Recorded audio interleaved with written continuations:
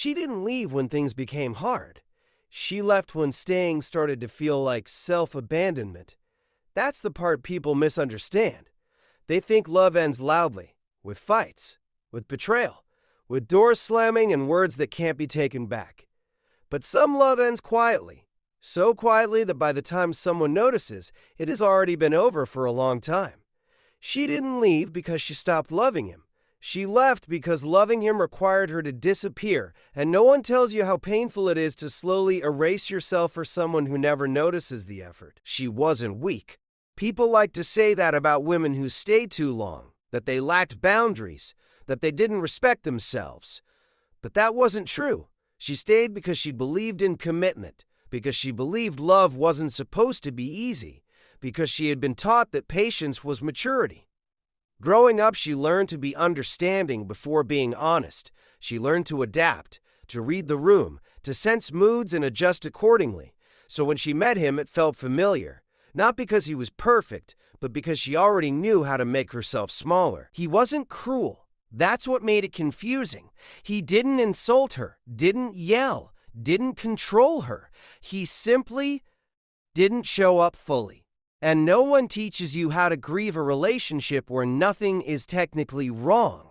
He cared, just not consistently. He listened, just not deeply. He loved, just not intentionally. And she kept waiting for intentionality to arrive on its own. She became the emotional manager of the relationship. She tracked moods, chose the right moments to speak, held back when he seemed tired.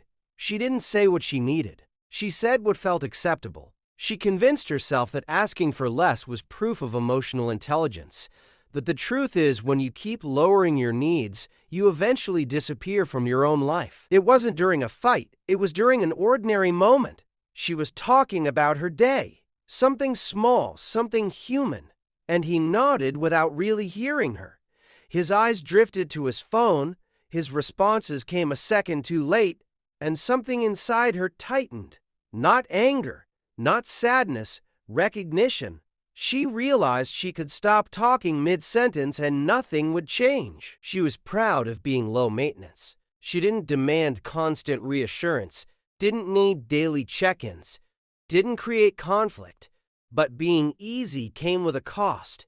People stopped trying. He assumed she was always fine, always understanding, always available. And she taught him that lesson unintentionally by staying silent when she should have spoken. Eventually, she stopped explaining. Not as punishment, as protection. She realized every conversation ended the same way. Temporary effort, short-lived awareness, slow return to indifference. So she conserved her energy. She laughed less, shared less, expected less. And from the outside, everything looked peaceful. But peace without connection is just emotional distance in disguise. People think leaving is the hardest part. It's not. The hardest part is the moment you emotionally let go while still being physically present. That's when she stopped hoping. She still cared, but she no longer believed. And once belief is gone, love becomes unsustainable. She didn't know when she would leave. She only knew one thing. She couldn't stay the same. Something had to change. And deep down, she already knew what that something was. And once belief was gone, love became something else. Something heavy. Something she carried alone. She started noticing how tired she was all the time. Not physically, emotionally. The kind of exhaustion sleep doesn't fix. She woke up already drained, went through the day on autopilot, and at night, she lay next to him, wondering when she had become a background character in her own relationship. She stopped fantasizing about the future, stopped imagining shared plans, stopped asking herself, what if? Not because she didn't care, but because caring without hope hurts more than letting go. There were moments when he sensed something was wrong. He asked casually if she was okay, and she answered the way she always did. I'm fine. But this time, it wasn't a cover. It was a farewell. She wasn't dramatic about her withdrawal. She didn't announce it. She simply began choosing herself in small, quiet ways. She said no without explaining. She stopped rearranging her schedule. She stopped waiting by her phone, and the more she did, the more distant he felt, without understanding why. He noticed the change, but instead of leaning in, he leaned back, because distance feels safer when you don't know how to show up emotionally. He assumed she was going through a phase, that she would soften again. That she always did. And for the first time, she didn't. The night she decided to leave didn't feel dramatic. It felt calm, too calm. She looked at him and felt something unfamiliar. Nothing. No anger. No resentment. No longing. Just clarity. She understood that staying would mean negotiating her needs forever. That loving him required continuous self-sacrifice. That she would keep explaining herself to someone who never truly listened. And she realized something painful but freeing. Love that requires you to disappear is not love. It's endurance. So she chose to stop enduring. She didn't ask for closure, didn't demand answers, didn't wait for him to finally understand. She simply left. After she walked away, the world didn't collapse. There was no dramatic aftermath, no public apology, no sudden transformation. Life continued. And that was the hardest part for him. At first, he expected her to come back, not because he had changed, but because she always had before. Days passed, then weeks. The silence stayed. When he finally reached out, the message sounded thoughtful, measured, almost humble. He told her he had been thinking, that he finally understood, that he regretted not choosing her sooner. He said all the right things. Too late. She read the message calmly, without her heart racing, without urgency. And in that moment, she knew she was free. She didn't block him, not out of kindness, out of indifference. Blocking would have meant emotion. She felt none. Meanwhile, his life felt strangely empty, not because she was gone, but because no one was waiting anymore. No one adjusted their life for him. No one filled the silence.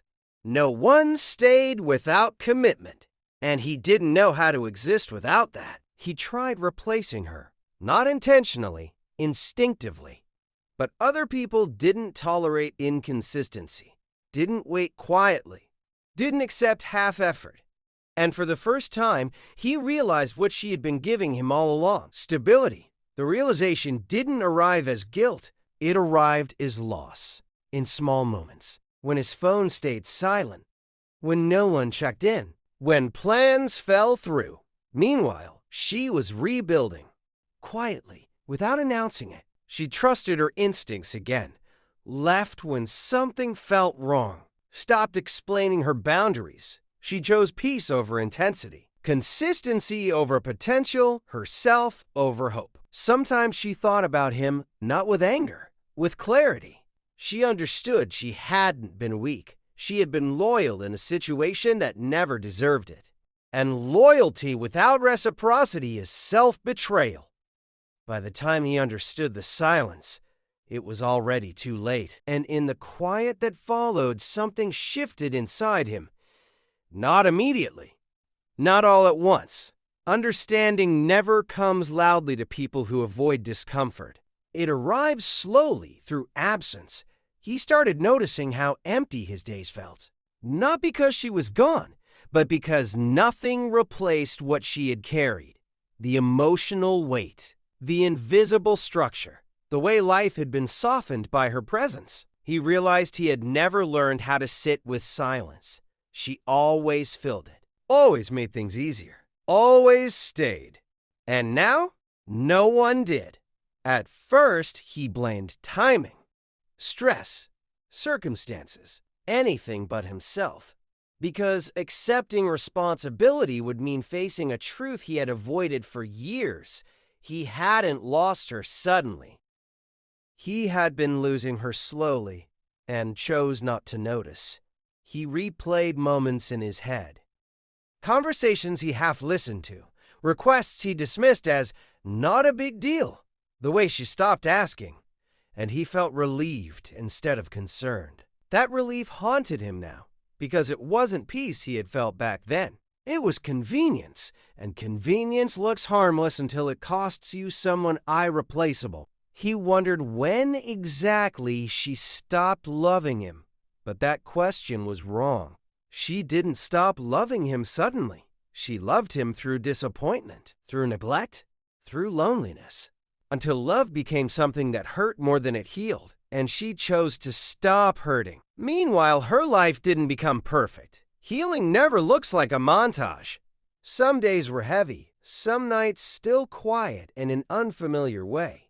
But there was one difference. She no longer felt unseen. She made decisions without fear of being abandoned. She spoke honestly without shrinking her words. She noticed how peaceful her body felt when she stopped waiting for someone to show up. She learned the difference between loneliness and solitude. Loneliness had been lying next to someone who didn't listen. Solitude was being alone, without feeling empty. She rebuilt her sense of self slowly, through routines, through boundaries, through choosing consistency over chaos. And the more grounded she became, the clearer the past looked. She stopped romanticizing the struggle, stopped calling endurance love, stopped blaming herself for someone else's emotional absence. She understood something deeply now. Staying too long doesn't make you loyal. It makes you unavailable to yourself. And leaving doesn't make you heartless. It makes you honest. Sometimes people don't leave because they stop loving someone. They leave because they finally start loving themselves enough to walk away. And sometimes, the saddest truth is this. If he had listened earlier, she would have stayed. If he had shown up consistently, she would have fought harder. If he had valued her silence as much as her patience, he might not be alone now. But lessons don't arrive on our schedule. They arrive when the consequences are unavoidable. By the time he understood the cost of indifference, the price had already been paid and she was no longer available to pay it for him.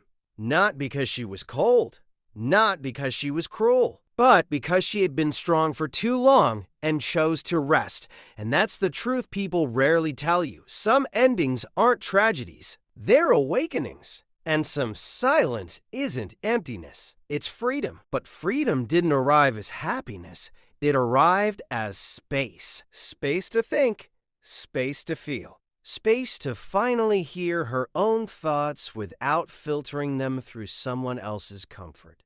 At first, the silence felt unfamiliar. Not painful, just honest. There was no one to check in with, no one to wait for, no one whose mood determined the atmosphere of her day. And that absence revealed something important. She hadn't been afraid of being alone. She had been afraid of being unseen again. That fear slowly dissolved. She began noticing how often she had minimized herself, how frequently she chose peace at the cost of truth, how easily she accepted emotional crumbs and called it love. And with that awareness came grief. Not just for the relationship, but for the version of herself she abandoned to keep it alive. She mourned the conversation she never had, the needs she never voiced, the boundaries she didn't enforce because she feared losing him. Ironically, she lost herself instead. That realization hurt, but it healed at the same time. Because once you see the pattern, you stop repeating it. Meanwhile, he struggled with a different kind of discomfort. Without her emotional presence, life felt louder. His thoughts echoed. His distractions stopped working. He realized he didn't miss her voice. He missed the way she made him feel grounded without asking for anything in return. He missed the emotional safety net. And that's when guilt finally surfaced. Not the dramatic kind. The quiet kind. The kind that sits with you at night and asks questions you don't want to answer. He wondered how many times she had felt lonely beside him. How many chances he dismissed because they didn't feel urgent. How often she reached out emotionally and pulled back when she wasn't met halfway. He began to understand something uncomfortable. Love doesn't disappear. It erodes. And erosion is easy to ignore until there's nothing left. She started redefining what love meant to her. Not intensity, Not attachment, not potential, but consistency, presence, emotional availability. She noticed how calm felt better than excitement, how safety felt better than anticipation, how being chosen felt better than being tolerated. She no longer romanticized struggle, because love isn't supposed to feel like a test of endurance. Some nights, memories still surfaced, not as longing, as information. She saw moments clearly now, the way he avoided difficult conversations, the way he offered comfort instead of change, the way effort only appeared when he felt her pulling away. And instead of blaming him, she accepted the truth. He loved in the only way he knew how. But that way wasn't enough, and it didn't have to make him a villain for her to walk away. This understanding softened her. She stopped carrying resentment, stopped replaying the past, stopped needing him to understand. Closure came from clarity, not conversation. He eventually tried to date again, not because he was ready, because he was uncomfortable with emptiness. But every interaction felt different now. People expected communication, consistency, emotional presence. And for the first time, he realized how much emotional work she had done silently, work he had benefited from without ever acknowledging. That awareness stayed with him, not as punishment, as education. Some lessons arrived too late to save what mattered most, but they still matter. She, on the other hand, felt no urgency. She didn't rush into anything new, didn't fill space to avoid loneliness. She trusted herself enough to wait. And that patience felt different now. It wasn't fear-based. It wasn't self-sacrificial. It was grounded. One day, she realized something quietly powerful. She no longer measured her worth by how much she was willing to endure. She measured it by how deeply she respected herself. And that changed everything. People sometimes asked what happened between them. She never explained in detail. She simply said, "We wanted different things." And that was true. He wanted comfort. She wanted connection. He wanted availability. She wanted presence. He wanted love that fit his life. She wanted love that included her fully. And if there's one truth she learned from all of it, it was this: you can love someone deeply and still need to walk away. Not because love isn't real, but because self-respect finally is. And as more time passed, she noticed something unexpected. She wasn't healing in a straight line. Some days felt light. Other days carried a quiet heaviness she couldn't explain. But the difference now was that she didn't panic when the heaviness came. She let it exist. She understood that healing isn't about erasing the past. It's about learning how to live without letting it define you. She stopped asking herself why she wasn't enough for him. That question no longer made sense. Instead, she asked a different one. Why did I accept so little for so long? And that question changed everything. She traced the answer back further than the relationship. Back to moments where being agreeable felt safer than being honest, where silence felt like protection, where love felt conditional. She realized she had been trained to earn affection by being easy to keep, and unlearning that took time. He, on the other hand, struggled with the absence of reflection.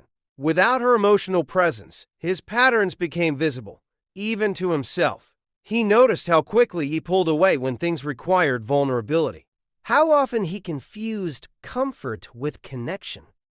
How easily he avoided emotional responsibility by telling himself everything was fine. And now, without her softening the edges, nothing felt fine anymore. He tried to distract himself. Work, friends, noise. But distraction only delays truth, and truth waits. She began building a life that didn't revolve around anticipation. She made plans and didn't cancel them. She spoke honestly without rehearsing. She left situations that felt off, early. Not angrily, not dramatically, just intentionally. She noticed how calm her nervous system felt when she stopped bracing for disappointment. That calm became addictive. Sometimes she wondered if he had changed. Not because she wanted him back, but because she wanted the story to mean something. But she understood something important. People don't change because they lose someone. They change when they're ready to face themselves. Loss can open the door, but it doesn't force you to walk through it. He eventually admitted the truth to himself. He hadn't been afraid of losing her. He had been afraid of needing her. Needing someone would have required him to show up differently, to be consistent, to be emotionally present even when it was uncomfortable, and he wasn't ready for that. By the time he was, she no longer needed him. She stopped seeing the relationship as a failure. She saw it as a transition, a passage between who she was and who she refused to stop becoming. She learned that love without reciprocity is not devotion. It's self-erasure. And that realization stayed with her. There was a moment much later when their paths almost crossed again. A mutual place, a familiar space. She saw him from a distance and felt nothing pull her toward him. No rush of emotion, no ache, just recognition. He looked like someone from a past life. And that was when she knew she was truly free. He noticed her too. And in that moment, he understood the final truth. Some people don't leave to teach you a lesson. They leave because they've already learned theirs. She walked away without looking back, not because she was cold, but because she was complete. And if there is one broken truth this story holds, it's this. Sometimes the love you lose isn't the tragedy. The tragedy is the version of yourself you lose by staying too long. And the moment you choose yourself, the story doesn't end.